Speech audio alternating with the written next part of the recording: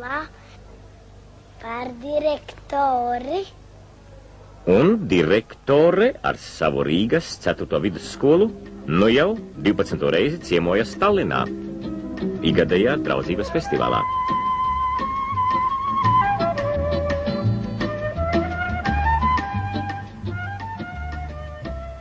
Mamma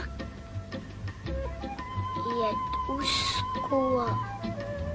Mamma bērniem skolā māca angļu valodu. Ārija Žodziņa tīri labi saprot arī sporta valodu. Tā visi kopā sarauj.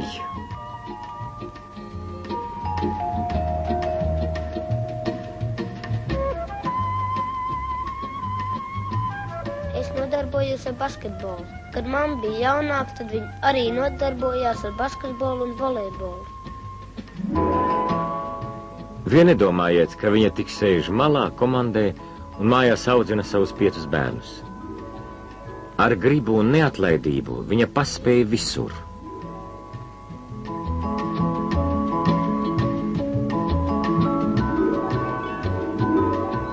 Skolotājs viņas uztverē nav tikai amats, profesija. Tas ir cilvēks viss. Cilvēks ar saviem plusiem, mīnusiem. Cilvēks, draugs.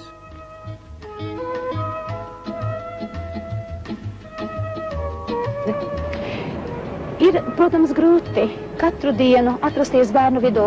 Vienalga, vai tev garstāvoklis ir patīkams vai nepatīkams, vai tu pats esi priecīgs. Bet tad, kad tu ieej klasē un sevi apkārt jūti mazo bērnu acis, skolotājs ir kā pats pārvēršas. Un zinot tos lielos uzdevumus, kurus no mums gaida visa sabiedrība jaunā cilvēka komunistiskajā audzināšanā un mācīšanā, šodien varu teikt, ka tie skolotāji, kur īsteno dzīvē partijas un valdības uzdevumus, ar prieku katru stundu sāk un ar prieku katru stundu beidz. Ko man gribētos vēl šodien pateikt?